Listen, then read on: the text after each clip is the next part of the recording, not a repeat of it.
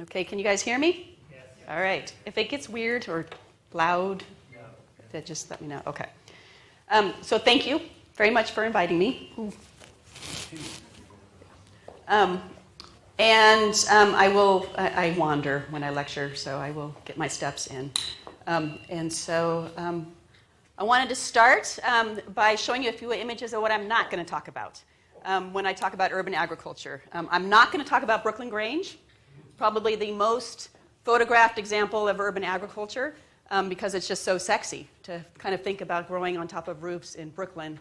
This project has gotten a lot of attention. It's really raised the bar in terms of thinking about urban agriculture. Gets a lot of its funding actually from events, from corporate events and weddings and other things that happen on that space. I'm not going to talk about award-winning designs of various projects. So, for example, Viet Village, which was in New Orleans, it was a proposal after Katrina to take a vast area that had been flooded and make it into gardens. It was never realized. There were signs, but it never actually got built. And I'm not going to talk about agri-hoods and beautiful illustrations that we're all really good at doing. But if you're a gardener, this is really annoying, right? Why is this annoying? It what? It's all white. Well, it's all white, yes. Woo, right there's the point. It's all white. They're like tourists in a farm. There's people stepping on my beds and stepping on my plants, right? Soil is like one of the most important things any gardener knows. And compaction of your soil is paramount to like walking with your muddy feet into your mom's kitchen or something like that. So I'm not talking about that. When we talk about urban agriculture right now, there's lots of different terms out there. We can talk about it in terms of gardens, community gardens, allotment gardens, farms, urban farms, school gardens, rooftop farms. We talk about it in terms of food access, health issues, nutrition, exercise, environment, greening, a whole range of things. So in this sphere, we just added a whole other term, cultivating justice. And I want to explain a little bit about kind of why we're seeing this as a much needed conversation in this realm of the discourse on urban agriculture. So I'm going to start with a short video that Will did. It's a series of interviews of these people on the edge here. Part of the New Deal were resettlement communities. If I'm not mistaken, there were over 400 communities established in the United States. 115 of them were rural communities, and depending upon which researcher you're talking with, 13 or 15 of them were all African American. One of the most striking things I ran into was how many African American farmers lost their land in the 1960s. African American farmers were the ones that protected civil rights workers. They were the boldest in their community in demanding access to vote. Who we are today, we do fully recognize the importance of us owning land in this time and period, and being able to cooperatively own it, not just like one person having a name on a lease, but how can we all have a piece of land and use it to benefit us? If you think about the emancipation of poor people globally, it's the land question. And so I think that, you know, one of the manifestations of that in the United States is in this urban food and urban food justice movement. Farm School NYC was started in about 2007. It was started by a collective of activists and farmers and people who were working around food justice in New York City. They all came together and they saw that there were so many different really wonderful assets that we had here in New York City for people who wanted to grow food. But there wasn't a professional, comprehensive training program for folks that wanted to learn how to garden and farm in a sustainable way that was good for the environment, but also doing so within community and really reaching out to the community, using the assets of that community, and bringing those people who are most impacted by the disparities in health and wealth in our communities into the center of that problem to really create and grow solutions through food. So Will kill me that the sound wasn't working with their lips. That's my computer, not him. I'm just letting you know.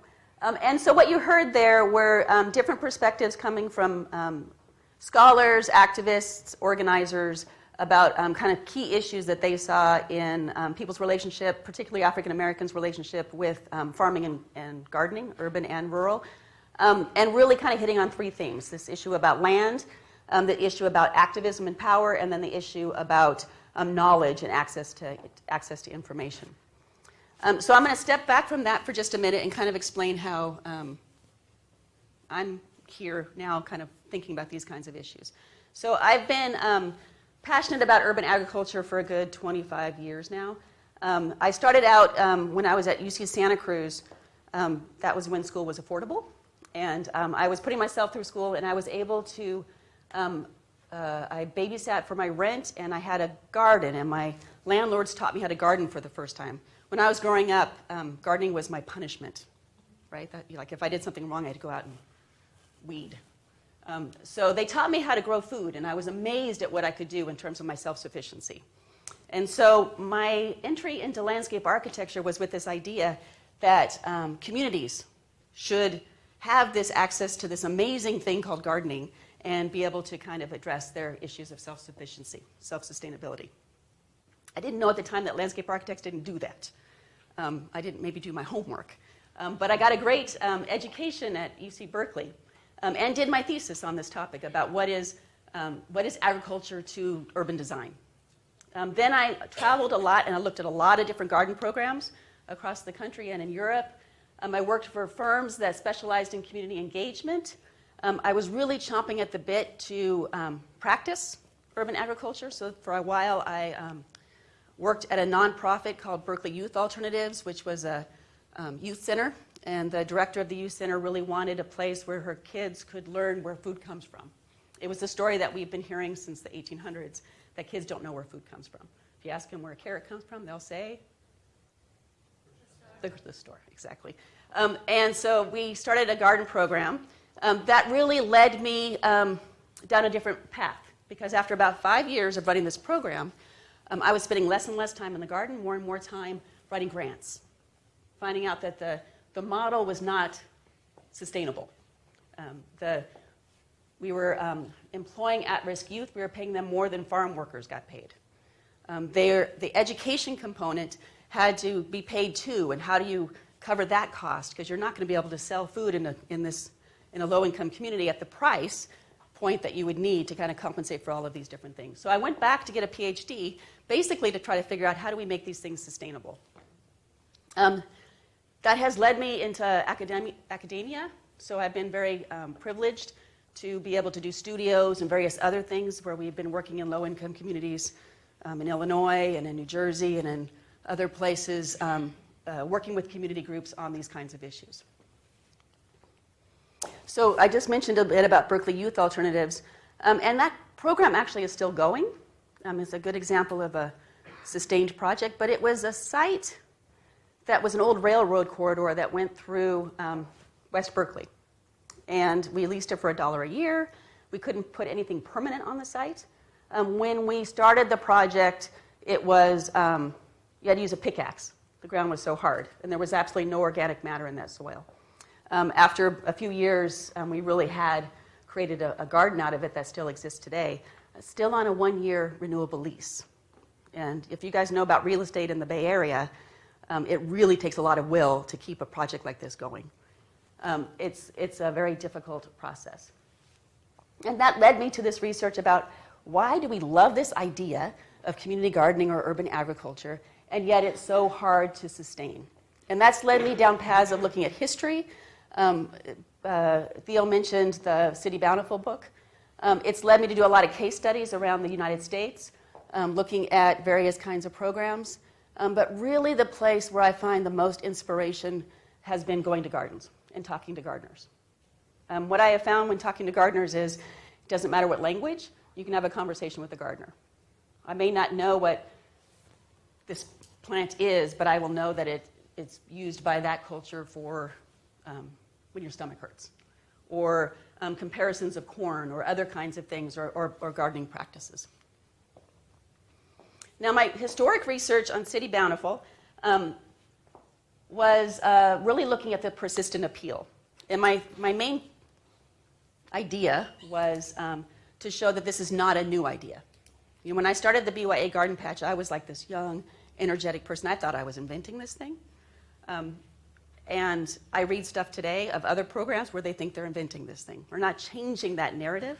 I think it's important to say that these things have been going around since we've had cities. We have been wanting places for people to cultivate food.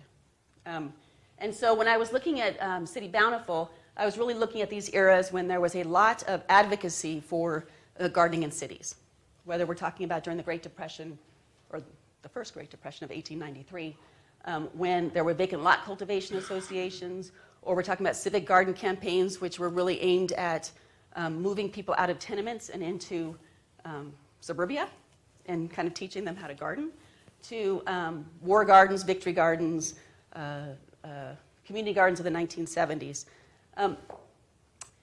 What I've come to realize, though, is, and these are the sources that I used. The sources, you know, as a scholar, I had to kind of go to every single library I could find. And most of the stuff that I looked at wasn't cataloged. It was like this annual reports of organizations or that kind of thing. But there would be these kind of key sources that I was using to kind of create this history. And they're really great resources, but I had it wrong. And I've come to realize that I wasn't telling the story right. What I was doing with City Bountiful really was talking about the top-down models of urban agriculture. So in times of crisis, we come together and we make land available, or we shift the mission of a nonprofit organization or an agency to kind of focus on these kinds of things. But when that crisis went away, so did all those resources. And if I really paid attention then, like I pay attention now, I would have realized the gardeners don't go away. The gardeners are still there. It's just that none of these sources were telling me that. And that I had to kind of rethink how to talk about this in a different way that wasn't about the institutions and more about the gardeners themselves and how they maintained their practice. So at each of these low points, what's going on? How do I figure that out in terms of that activity? And the reason that becomes super important to me, especially now, is since about 2006 or so, we have been on an upswing in terms of people's support and interest in urban agriculture. Whether we're talking about entrepreneurial gardens or issues about food security or food justice, we have a lot of investment going into these projects. We have a lot of institutions that are really kind of claiming this space. But if we don't address its sustainability, then this might just be another place where it flops back down with the economy or with gentrification or with these other kinds of things. We really have to be paying attention to what's going to keep this thing going. And to me, it really is starting to listen, not so much to the easy access to materials, the websites and such, but really talking to gardeners and trying to figure out how they're going about doing it.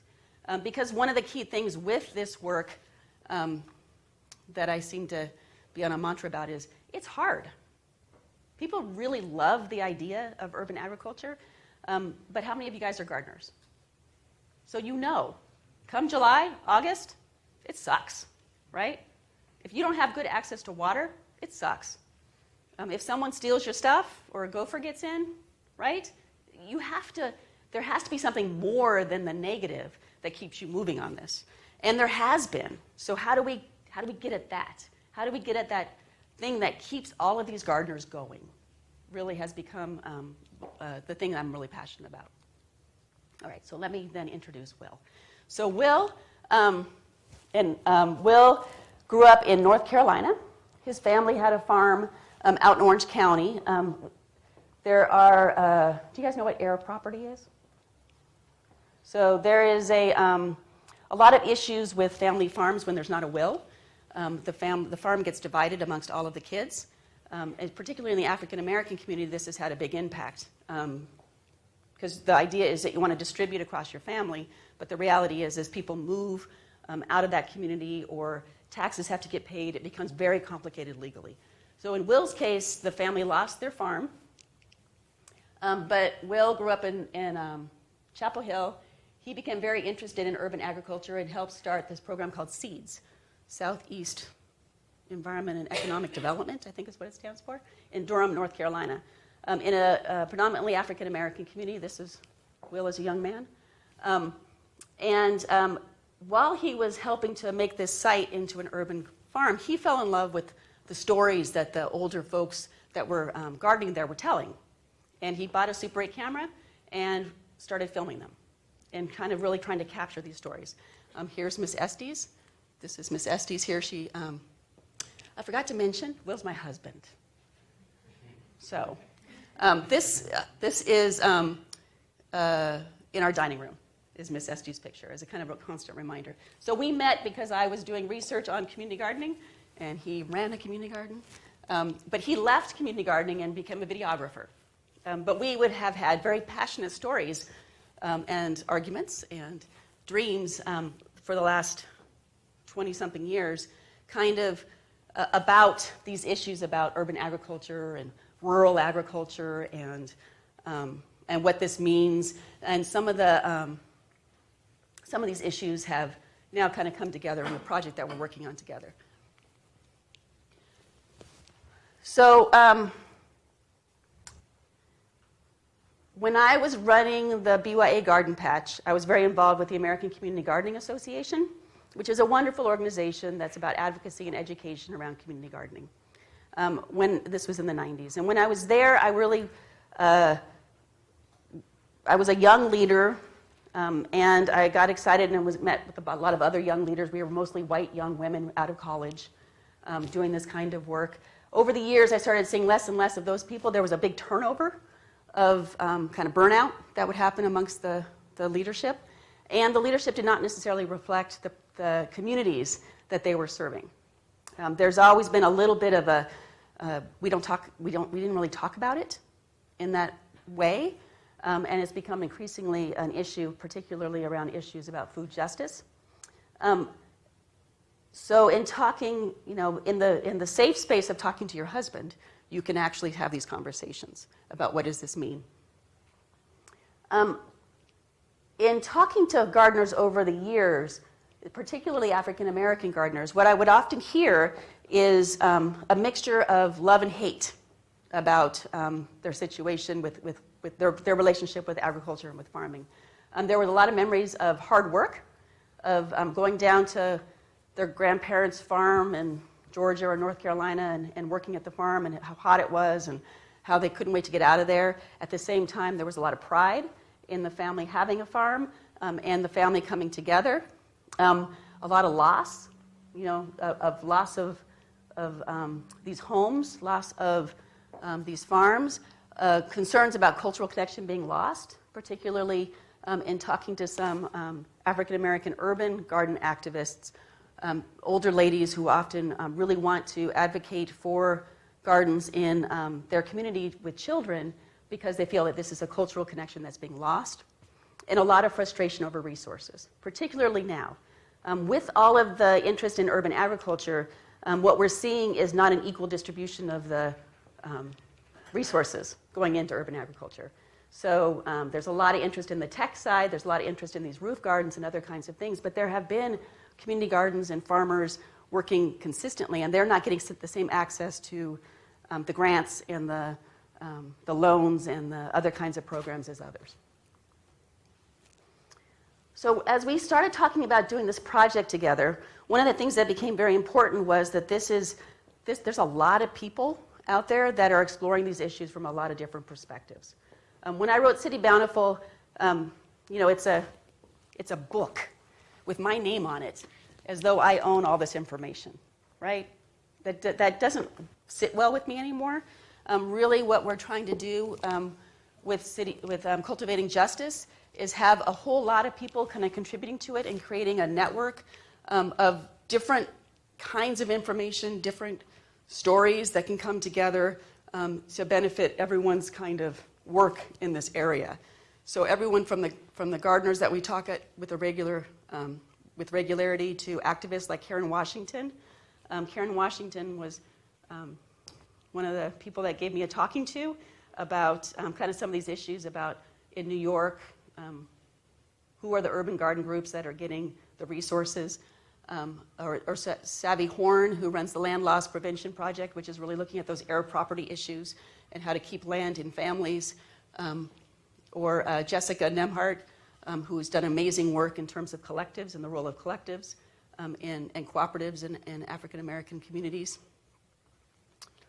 So that's where kind of cultivating justice comes from. I just got to get some water.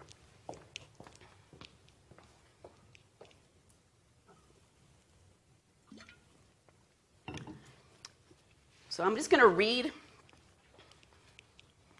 a little bit from our, I never mentioned what Cultivating Justice was, have I? It's a website with a multimedia website that we're developing. So agriculture is more than growing food. It is cultural identity, practice, economic activity, and the land use with environmental consequences. The complicated history of African American agriculture shapes how we value, model, and support growing food in and by communities of color in both rural and urban communities. For many, the ability to grow food has been an essential piece of the greater goal of self-sufficiency for one's survival, one's family, and one's community. In order to grow food, however, people need access to land, which is inherently tied to power. Discriminatory policies and practices, farmers' struggles to hold on to their land, and migration to segregated cities with disparate access to land are one part of the story. The other part of the story has to do with holding on to the power that grows out of self-reliance and community activism. This is witnessed in farmers' resilience groups and their role in supporting civil rights, urban communities reclaiming open space for food and engagement, and the recent activism around food security and food justice. Celebrating knowledge about agriculture and sharing it with others in order to increase productivity and power is another thread woven in this history of African American agriculture. Cultivating Justice provides a forum to share multiple perspectives on the rich legacy of African American agriculture, past and present, and to reinforce the interdependence between rural and urban farming and gardening. By bringing scholars, practitioners, and activists together, we weave together three themes that marry together rural and urban experience. And those are this issue of land, this issue of power, and this issue of knowledge. So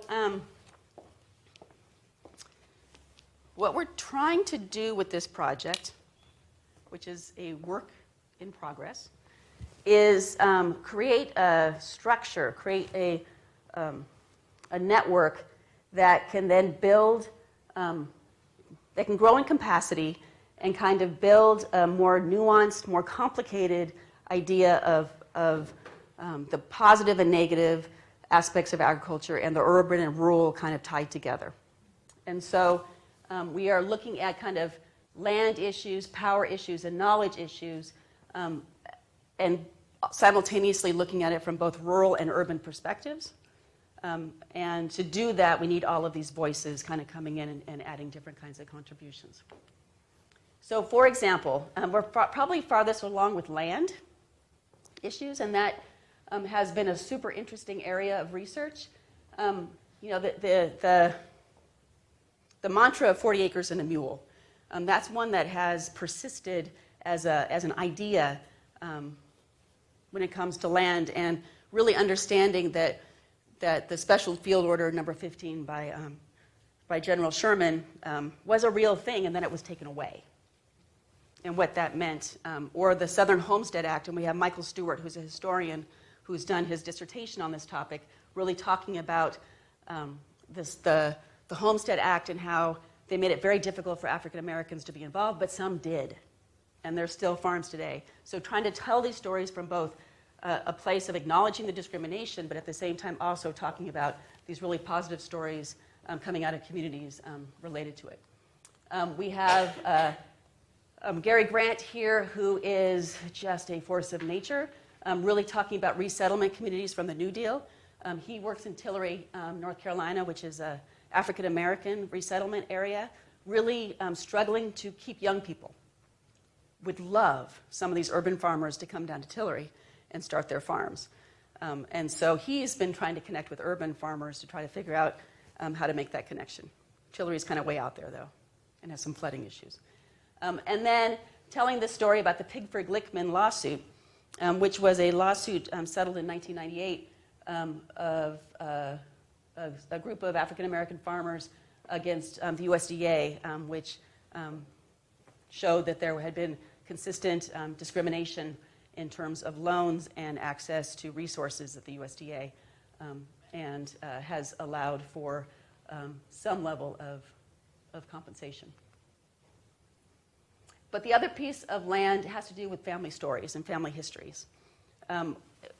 It has been really insightful to start looking at photographs taken over time of African American farmers and really kind of parsing out those that are about showing negative aspects, which is what the USDA got in trouble for, of showing that African American farmers were somehow not as modern in many ways because they did not have access to materials, and a whole set of other photographs coming from African American photographers and others that were really showing the family focus, the ties to land in a very different way, so that the story can be, again, told in a more complicated way. So one story that we're following is a man named Justin Richardson. We are working with a photojournalist named Torsten Kjellstrad, who back in 1990 started documenting African American families in the Missouri Boot Hill and their loss of farmland. And so he and Will are now going back to the family and interviewing them to find out kind of their associations with the farm that they lost. Land ownership. I know for me personally, like I said, it was ours. It's something that you can pass on to your kids, your grandkids, so forth and so on. And especially like farmland. Farmland, it's always a source of revenue, honestly. It's always a source of revenue. And once you work it and you put your sweat and your tears and your time in these 16-hour days, it becomes a part of you. It's yours. So, you know, and the plan was for him to leave it to us, for us to leave it to our children, and so forth and so on down the line. And, you know, you always have a home to come back to. So their family lost their farm, and he went into the military and is now trying to actually buy the farm back. And so we're following his story as well. The land story, too, when it comes to this, has to be tied to the urban experience as well. Because of the connections of families across urban and rural, because of the history of the great migration of African Americans out of the South and into urban areas, which are the same urban areas that have a lot of advocacy for urban agriculture. To not tell about that story of connection between rural and urban is really kind of missing the mark. And particularly bringing in what you all know probably pretty well, which is a history of discrimination and segregation in our urban areas as well.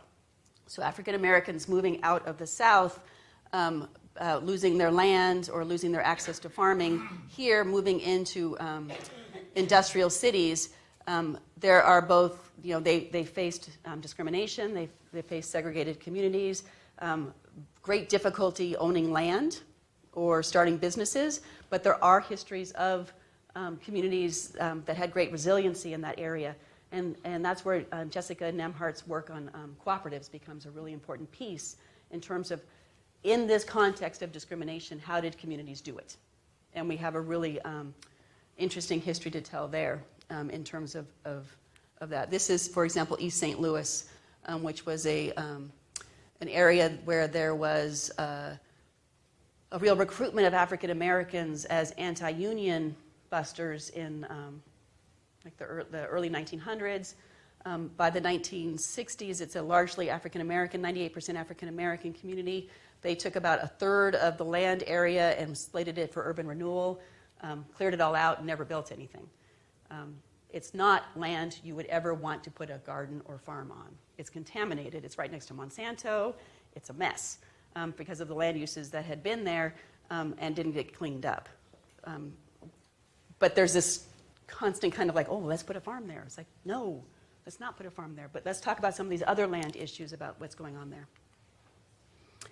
And then again, telling a different story in terms of the persistence about growing food in cities that wasn't part of those documents that I was showing you before, right? So in digging a little bit into WPA, finding kind of cases of community gardens being started by African American neighborhoods.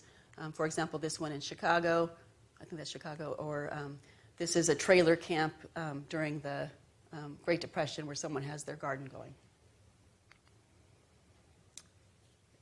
Where we're really looking forward to delving more is into what's going on today.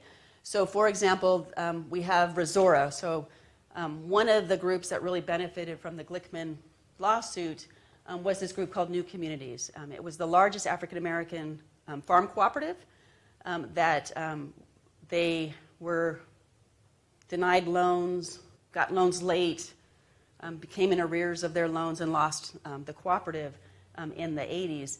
They were part of the lawsuit, and they won $1.8 million in the lawsuit, and have now started Resora, which is it's beautiful, it's bizarre, it's an old plantation with a plantation house on it, and they're going to be doing a lot of work in African American education around agriculture down in Albany, Georgia, which in and of itself has an amazing history in terms of civil rights. Working with Savvy Horn on the Land Loss Prevention Project in terms of these issues of air property and what families can do in terms of land trusts and other ways of keeping farmland.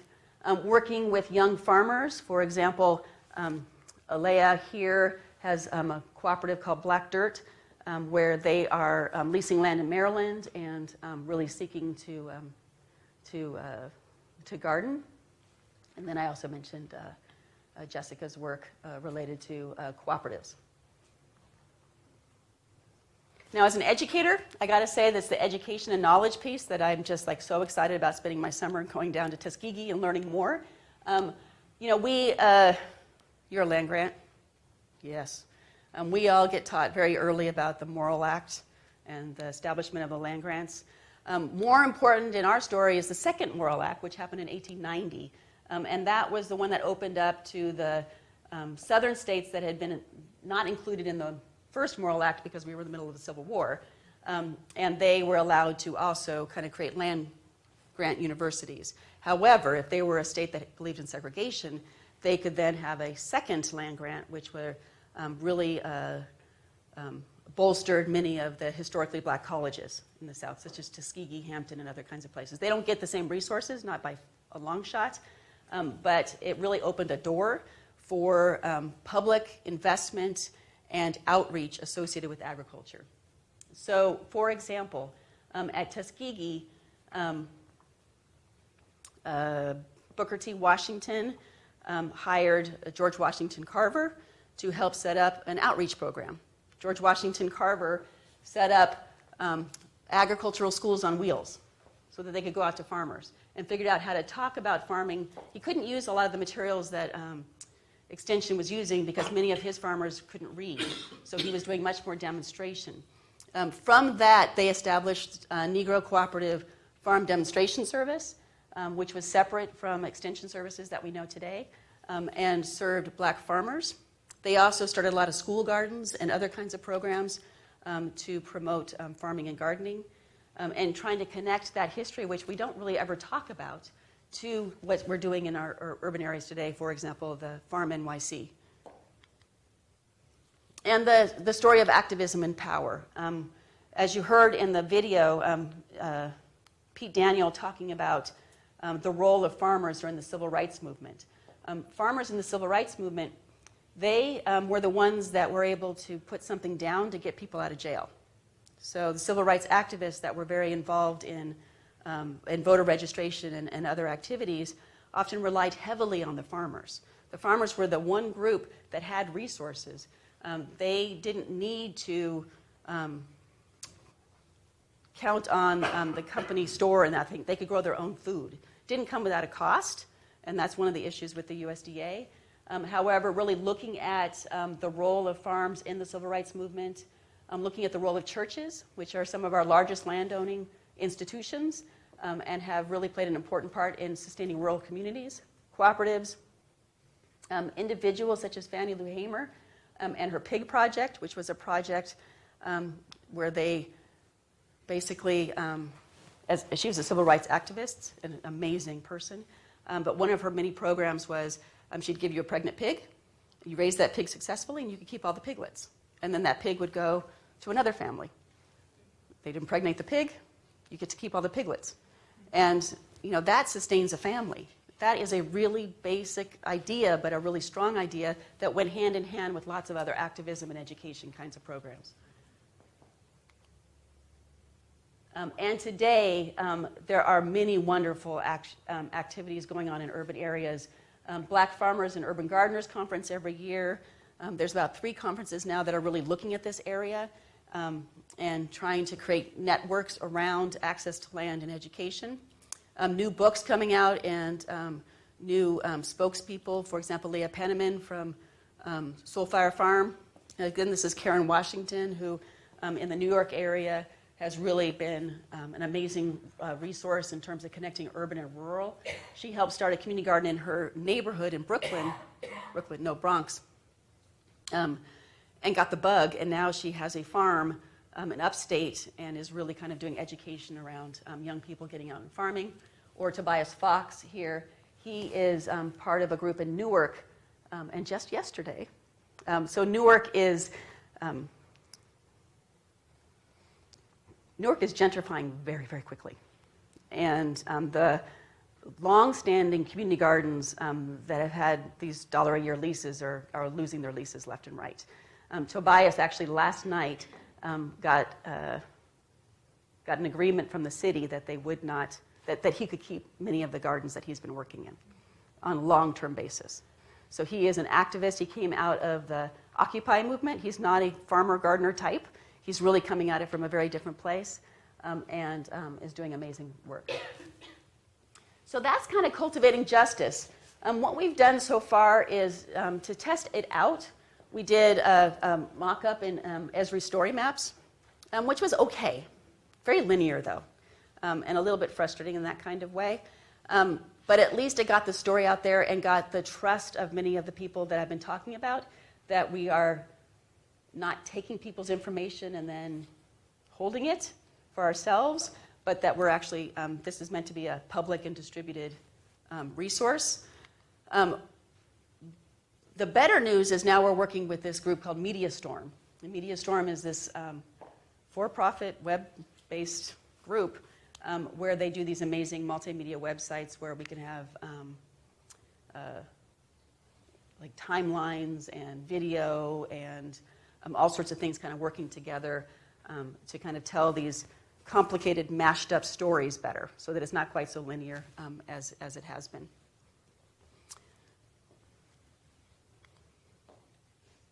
Some of the takeaways so far really is that there is a rich history of rural and urban agriculture tied to families and communities, and there's a lot of stories that can be told by lots of people about it. The legacy of discriminatory policies continues to shape how we frame urban and rural agriculture. That land ownership really is a key issue that we need to be addressing. That context is complicated, and that's one thing about the beauty of being a landscape architect and planner type person is we have a little bit of knowledge in a lot of areas. And I think that's really helpful because you kind of know that you don't know everything and that you can kind of bring a network of people together. And then that last one is these networks are absolutely essential to the sustainability of these kinds of projects. Just a very quick summary about the other side of my life, which is the work I do in New Jersey. These issues about land, activism, and knowledge continue to kind of shape my thinking even in the more applied work that I do in New Jersey. So I run a project called the Urban Ag Lab at Rutgers, and we work with a lot of communities in New Jersey on various issues. New Jersey is a very complicated place. Anyone here from New Jersey? Excellent. 2 of you, all right. So little state, I'm from a big state originally. 565 municipalities all have their own planning system. We have, New York up here and Philadelphia down here.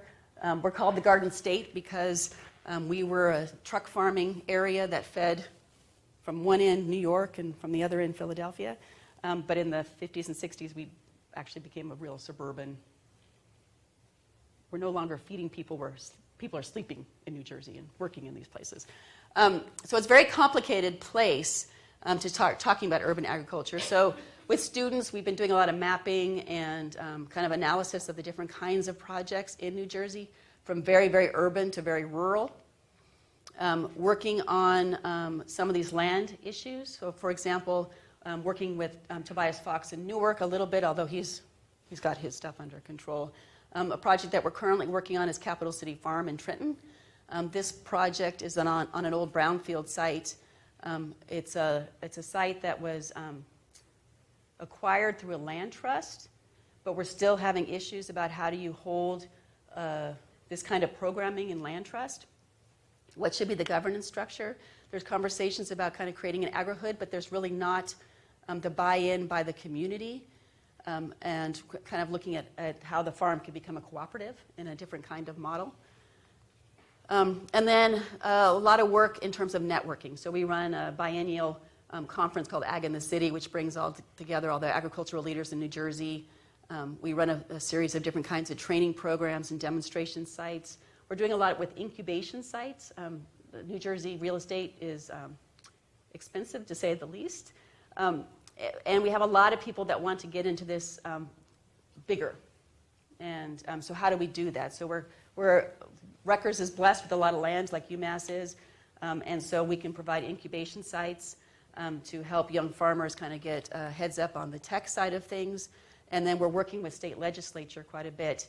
In New Jersey, there's some weird laws about what qualifies as a farm and what can be protected as farmland. It has to be more than 5 acres and produce $5,000 worth of produce. $5,000 worth of produce isn't the issue.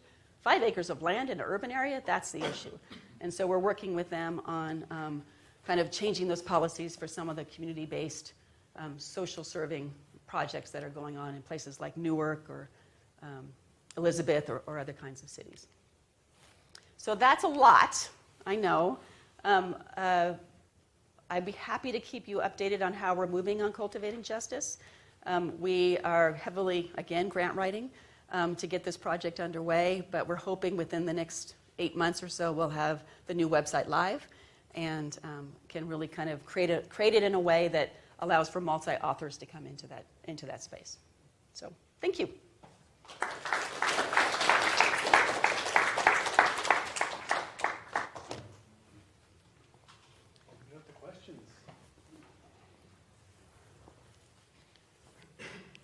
Yes.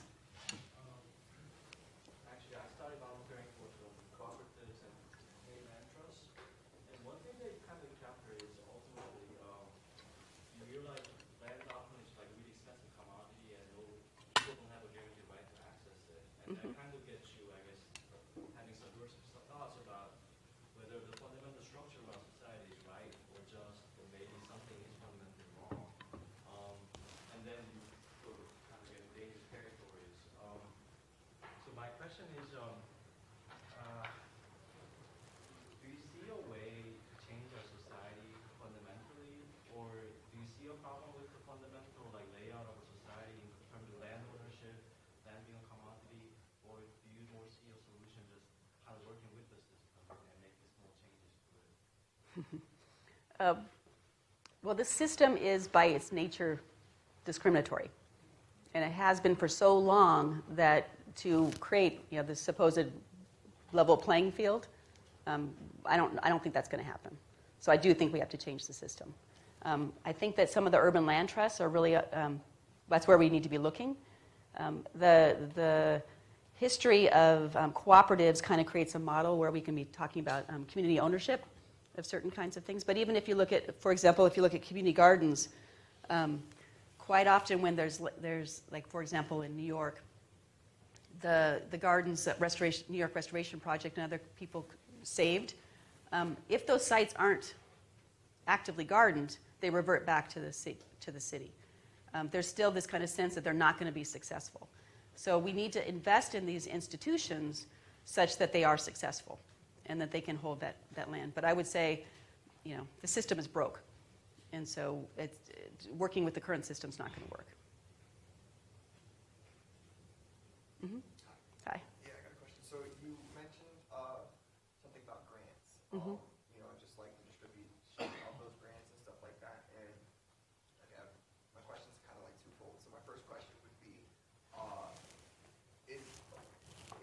farming in general considered like private industry? Like when someone creates a farm or starts a farm, I'm aware that there are grants to assist, that the government has created grants to assist them with that farm. But is farming in and of itself considered like me starting a clothing store? Is it like me just starting my own kind of business? I'm curious on whether, like, how society or the government views that process. See, that's a brilliant question.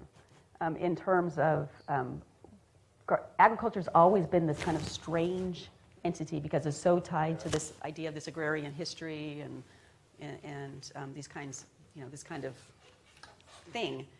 So it is an industry. Okay. And the farmer takes a big chunk of the risk and burden of farming. However, we've created a cycle that serves a certain scale of farmer so that we provide loans so that they can get money up front, and then they grow their stuff, and then they get the money in the back, and they pay off their loan, and then they keep moving in this kind of cycle. So it's absolutely dependent on this banking system and this kind of federal system that's put in place to kind of make farming work in the conventional sense of farming.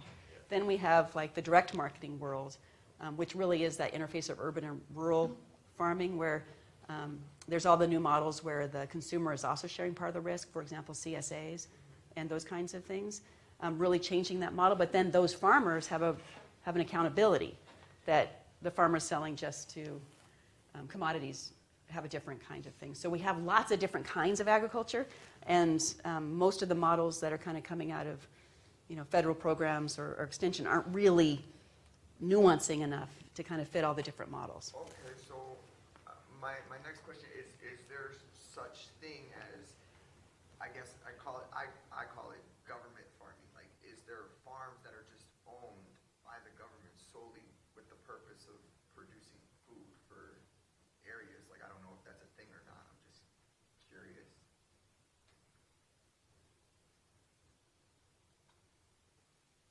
I don't think so. Okay. I wouldn't be surprised if there were, but I don't think so. Yeah. I mean, and because a lot of land is probably owned. Okay. Municipal, right? Yeah, there's probably lots of sites that, at the municipal level, absolutely. There's plenty of examples of municipal, like community gardens and other things where the land is owned there, and they maintain ownership and power over those kinds of pieces. And I'm thinking about farming. I just don't know the answer to your question, but it's a great question. Yeah. I think probably the only thing that would start to get to that model is if there was state or local ownership of farmland.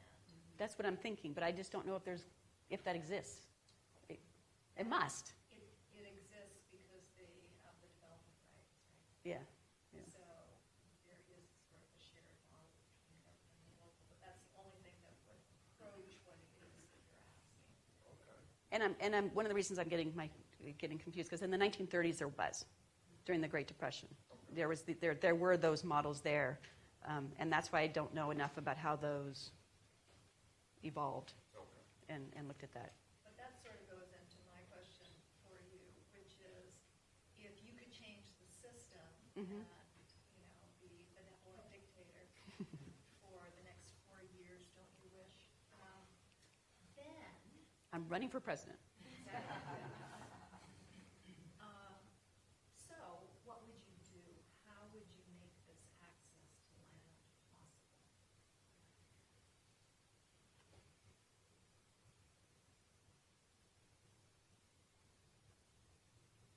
I think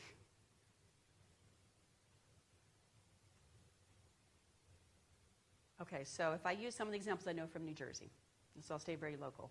One of the issues that we have is we have land in urban areas. It's just you can't farm on it because it's toxic, because we didn't hold. It's owned by the state or it's owned by municipalities, and it's that way because we didn't do remediation. The Capital City Farm is on a capped landfill, so it's a farm, but you can only dig in 18 inches before you hit the cap, and then they planted trees, which break a cap. And then you have all sorts of issues going on with that. So I think my first step would be the accountability and the cleanup component of our urban areas. So addressing a long-term social justice issue related to cleanup, because that would make that land available. I do think that we have to look at the cooperative model in terms of that, of creating smaller urban land trusts that then own that property within these communities, and then can create a system of determining what that land use should be. And it shouldn't all be farming. It could be many other things, housing, play areas, all sorts of different kinds of things. But I think we have to start with the fact that the land itself is sick, and then we have to fix that, and then the ownership issue. And then on top of that, the education training programs. So urban agriculture is different than rural agriculture, and we don't have very many good places of teaching how to do this at the scale that urban areas are. Urban agriculture, to your point earlier, quite often has a much stronger social component or educational component. So farmers, the stereotype of the taciturn farmer, is that the right word? It sounds funny when I say it out loud. They didn't have to be nice to people. They just had to grow food. But an urban farmer, they probably spend 50% of their time talking to people, right? They run education programs, they do tours, they're doing direct marketing at farmers markets. They got to learn a whole lot of marketing skills and a whole lot of people skills that we're not even trying to talk about in the agricultural training kinds of programs, and we need to be talking about those. So it's land, activism, and changing the educational system. And I'm sure I'm just touching like the tiniest bit. And that's why I would count on Karen Washington and all of the people that we work with, because they'd all have different ideas, and maybe we could create that conversation. Tobias Fox would have some great ideas. Yeah. Uh-huh. Yeah, thank you for a great overview. And a lot of focus on ownership. Mm-hmm. A little bit familiar to Springfield. They have like gardening community, has been active for over 10, 15 years. Mm-hmm. Their own land. And we worked recently in the neighborhood there. And they want to get rid of one plot that is kind of not contaminated, but it has other social issues. Mm-hmm. So what I understood is they're not actively looking for new land, and they're also very get involved in education and marketing produce. Mm-hmm. I think they also buy from other areas, and then they just build a new, very beautiful building close to the spring, and they market a produce that come from other areas. So, and how I understood is like a strong focus on education in the neighborhood. And it's also like a mixed neighborhood, like Latino and African American. So there's a lot of, I would say, social goals too. Start like farming and growing. Mm-hmm. So my question is, because you focus a lot on like, okay, ownership of land, but are other benefits that come together with agriculture as well positive to teach people Well, absolutely. how to grow and then use it on their own property, or giving kids the opportunity to kind of touch the ground, learn about plants. And absolutely, and I think that there's plenty of great models of that. I'm just taking it to the next step, so that if we're doing that, let's make it permanent. We've been there's been a steady theme that we want children to understand environmental issues and where food comes from, and there's great programs all over the country that are doing that, all over the world that are doing that. I don't mean to dismiss that at all. And there's a lot of activism about kind of restoring your community, and that kind of work that's been done in Chicago and New York and various places through community gardening or community open space. I'm just taking it to the next place in terms of the permanence of it. Your environment has like contaminated soils, Yeah. Jersey, right, or New York, like prices, but there's still like Springfield, other cities. Well, you can still get Right. land for a good price, and so that's another. Like, Yeah, that's not an area that I haven't worked in an area like that in a long time. So maybe I should. Yeah. Because there it has It- it changes the system completely. I don't know, though. I mean, I guess I would challenge back to kind of have someone look at land ownership and demographics and see if it is truly distributed. Who owns land and who doesn't own land and who appears to own land. One of the things that I'm really getting kind of frustrated by is, my entire training has been about this kind of, we talk about community gardens and sense of ownership. And I've now realized that's code, right? That's not real ownership. And so let's just call it what it needs to be at this point and say that this is ownership. And ownership may not be comfortable. So, but we have to have that kind of conversation. Yes? Sorry. Here in Amherst, a lot of the land is set back as APR land. APR? Agriculturally protected. Oh, protecting that, yeah. And I was kind of wondering, in situation like Tobias Fox, if that's kind of the direction that should be taken to zone it as APR, or yes. Or does ownership come first?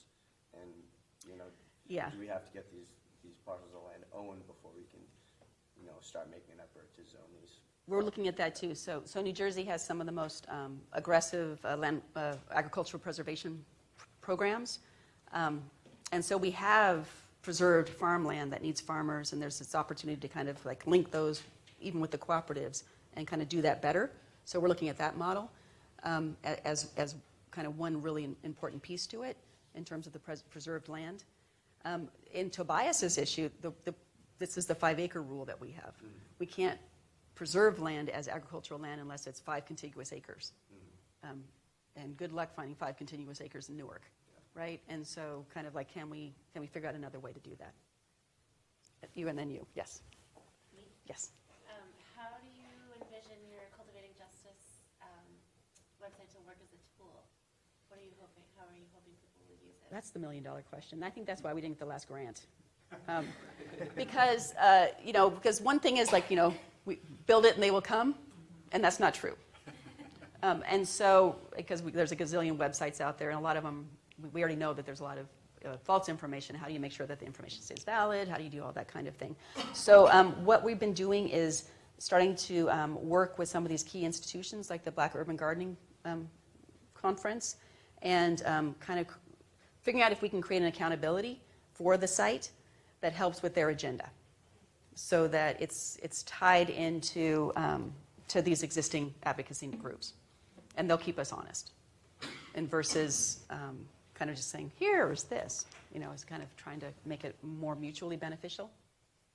That's where we are right now with it. But this is one of those areas where, as an educator, I'm like, well, of course, putting out information is important, and there's like, but who's going to look at it? And so it's pushing me a little bit too to kind of be honest about the kind of work that we're doing. Yes. So I just want to say thank you again for a wonderful work. I joined late too. But first and foremost, you're talking as being a grant anchor institution, and I'm actually going to be starting reviews of grant applications for a organization based here in Amherst that accepts national applications. So I want to throw out the organization's name for all of you and your fellows, because you actually meet our 4 pillars. It's called the Peace Develop Fund. Okay. Development Fund in Amherst. All right. And I will tell you that one of my applicants I will be with one of our, close to home organizations of West Springfield, Spring Roads, Wellspring, which is doing a lot of agricultural, interurban development type of things, and they're kind of running up against some of the things you're saying. But my question for you is, when you were answering Professor Brayback's question about what the perfect line of roles should be, you made mention of brownfield sites. And as a kid who grew up in Lawrence, we have them everywhere. It's almost every other backyard with brownfields. So my question to you is, if we can get legislation and policy that will allow us to abate and to actually go after those negligent owners from past practice, what might you suggest when we do have potential brownfield sites that, if we can start using them, would you be more highly recommended to doing garden box setups, even though they're not the best? Yeah. But it gives us that barrier. Absolutely. And allows us to max out that space.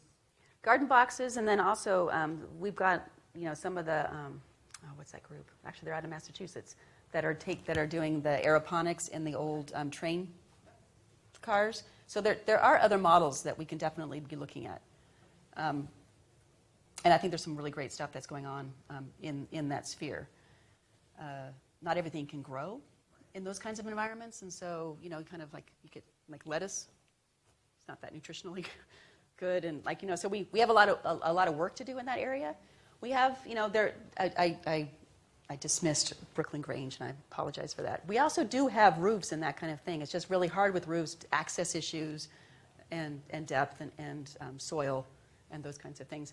I've had a lot of really good conversations with urban farmers about this because I have my own bias about wanting the soil, but that's only me. That there's plenty of other models out there that are soilless that we can be looking at, and the boxes are a great idea from many places, as long as they're permanent. Yes, I concur with you on that. Okay. Yes, sir. So you brought up early in the lecture self-reliance as being one of these key kind of tenets of these early models, and land being a premium. So those kind of are in conflict, and so how do you see like the concept of self-reliance and the scales that we have in urban centers or urban areas with the lack of land? Like, are there other models? I mean, this is kind of tagging on to you bringing up not necessarily being soil, other models that are less based on use of land and maybe more fitted to the urban environment, being maybe like indoor or to like that. So I'm going to give when it comes to self-reliance, the other thing I would say, I'm going to separate that from urban agriculture, because to be an advocate for the land issue, land is capital. Land is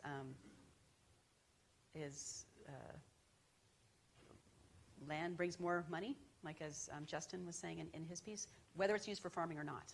It could be used to grow houses, right? But who gets the profit from that?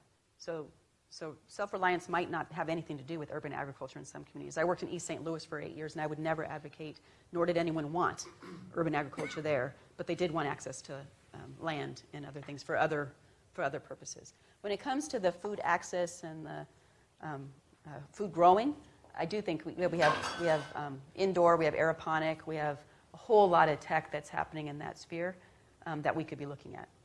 In Trenton, Isles, which is a group, a nonprofit down there, we worked with them to do an assessment not just of vacant land, but also vacant buildings, and kind of looking at how can vacant buildings be acquired for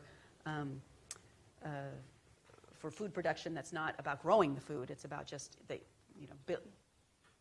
marketing food, creating the food, and those kinds of things. So I think there's a lot of things that we could be looking at. Sure. Yes, ma'am. So I've got a question that sort of along the sort of urban-rural divide, and then also sort of racial segregation. Like here in Western Mass, we have really rich local agriculture sort of movement, rich soils in this sort of upper and middle valley, and so there's lots of white farmers growing lots and lots of vegetables. And then we have these sort of like denser urban areas like Springfield, where there are lots of people of color doing urban agriculture. And there's like, it seems to me, this divide between those two Yeah. groups. And I've thought a lot about like what, in terms of sharing resources or infrastructure, like what sort of, how could we think about creating a more equitable like sharing of resources? But it doesn't, like there are some things here and there, but like it doesn't really seem to be happening. I'm curious if you have seen that in other places or have thoughts about sort of how do we think about equity and justice across these divides that exist in our communities that are really so close geographically and so far in so many other ways. I don't have anything easy to answer with that. I would say in conversations with, for example, Karen Washington, she's trying to do that kind of thing as well. And Leah Penniman, I think, is really kind of going into that area. So we have some leaders that we can be looking at and seeing how they're maybe doing this and seeing if that model can grow. And that's part of that networking that we need to do, I think. And those are only, those are both East Coast. I'm sure there's stuff happening in the West Coast that I don't know as well. So it's bringing those people together. And the Black Urban Gardening and Farmers Group, they're trying to do that. So they're bringing these people in to talk about how they're doing with these kinds of issues. And then, so I don't have a good answer for you. Yeah, sorry. Uh-huh. Well, kind of going off that last question, I guess my question is more about structure and like the power of gardening. You mentioned how gardening is kind of one of those things that's able to break like the social barrier. You mentioned language, and you obviously talked about race. So like in the structure of cultivating justice, what kind of elements are you looking that kind of has like that similar power? One that just kind of pops in my mind is like art. Yeah. You're trying to grow activism, gain support. Can you add different layers to your structure? Absolutely. Kind of enhances like activism and power and community support for the case. I love that idea. Some of Torsten's work that was bringing in photojournalism and just kind of, telling a story through this very artful kind of way of photography, to me was like, oh my God, this tells the story so much better, And so bringing in art, bringing in music. I wish the website could bring in food. That's not like Willy Wonka, but those might be some things that we would want to look at. What'd you say? Recipes, yeah. So, I mean, you can see how this could kind of keep going. That's a big question too. Is like, where does this go? Down the line, I don't know where this goes, but that would be really exciting. Mm-hmm. You're focused on the African American community at this point. Are you perceiving maintaining that focus long term or expanding it to be multi-ethnic? Yes, we would like that to happen. We just had to kind of be honest that there are particular issues in the African American community that we felt, very strongly that needed to be addressed. And it was an area that the various authors are involved in, but we haven't delved into Latino experiences in agriculture or Asian, and there's some great opportunities there. Whether it's this site or other sites too, so it could be networks that can tell these kinds of things. But the urban segregation applied to lots of people, so there might be some things that could have commonality. But we thought long and hard about that, and it was a hard kind of like, how do we do that? Yeah. It's hard when there are such specific issues to really go beyond that and be multi-ethnic about it, because each has their specific issues. But I like your idea of the broader network of sites that would link together. Yeah, and just kind of enabling kind of the story to thicken. Yeah. There is starting its second year, a worker-run co-op farm that's starting in Hatfield, and that's run by Central and South American farm workers. Mm-hmm. And they're working right now on planting the crops and then also developing their kind of co-op structure. Nice.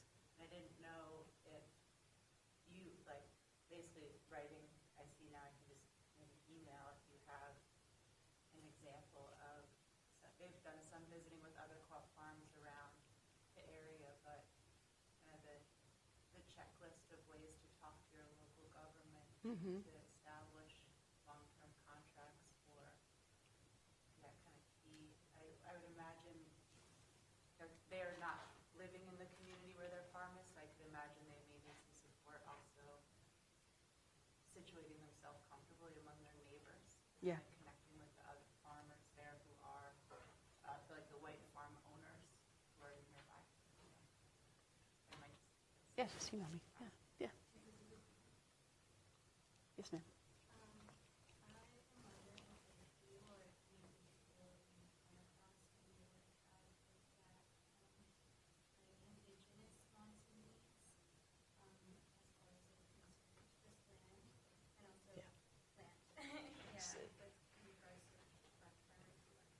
Yeah, so Torsten's starting to do that work. He actually, he's doing a lot of work with, in Minnesota and Oregon and Washington, and looking at tribal nations and land issues there. And we're in conversation because it's like, is that too much? Or is that really just the natural evolution of how these stories go? And how do you balance kind of thematics and the kind of need for structure, and then the reality that stories kind of need to kind of go where they go? So we're looking into that issue, and that would be another whole area. Yeah, you know, for me, I mean, I'm 53 years old. I'm more of a dean than I am a scholar right now, and I find that I'm excited about this not because I'm going to finish it. I'm excited about it because I like the way it's making me think about things. But someone else is going to do, I know someone else is going to do this better, and they're going to take this further, right? So this is just, you know, kind of a marker in time about kind of let's start thinking about it this way. But, you know, it's going to go someplace else, which is pretty exciting to me. I think that's like important to just acknowledge, because like even when we're talking about like, well, what about the Latinos, and what about there's going to be that kind of like backlash while you're just looking at African American history, but you got to start somewhere. So like this may be like the footprint to, okay, next we'll look at Latinos specifically, and someone else will kind of grow off that. Yeah, you know, in terms, like, so this is like the second time I've presented this work. We've been working on it for years, but I really haven't presented it, in part because I was uncomfortable presenting it. But I'm kind of at a place now where I can say, yeah, okay, I'm a white woman, I'm presenting about African American agriculture, and I can just like own it and just say that with all of this, that's what this is. But the reality is that you all see this different than I see it in my head, and you're going to take it in different places, and you're going to do something different. And if I don't present it, that's maybe, you know, it's going to do something different. And so I think it counts on opening the dialogue so that people are starting to take this in different directions and see how they may want to become activists in their own way, or tell the story in their own way. Uh-huh. I'm just curious because I think you've already stimulated a couple of the minds in here without realizing it. And I'm just wondering, we're talking about networking. Would this be a great opportunity to do a LARP UMass network with Rutgers, so that we might be able to use this either for internships, for real-world experiences, or come that time when you graciously kick it, and you just, you know, you sit back and you see what your child has given, and you get to see what other people have run with it. And I'm just curious. Don't use the metaphor of the kids, because I got two of them at home. They don't ever go away. I don't know your mother, all the above. Yeah. But, I mean, I'm just curious about that. Yeah, absolutely. I think that has triggered a bunch of us here thinking about it from that world. I mean, having some of the professors that we've had talk about the issues of social inequality when we're talking about agricultural sustainability within our, whether urban or suburban regions. So, again, thinking, I'm just like, where do we go from here in order to reach out to you? Aside from just like an email, like, would that be something we could come and visit? Absolutely. Yeah. Okay. Yeah. Tuesday, So next Tuesday. Fine. Yeah. Get an excuse pass. So at Rutgers, my colleague Meredith Taylor, she is a godsend in terms of the activism she's been doing in New Jersey, and she would love, you know, to kind of form something with, you know, UMass, and you know, we could definitely see where this goes. Yeah.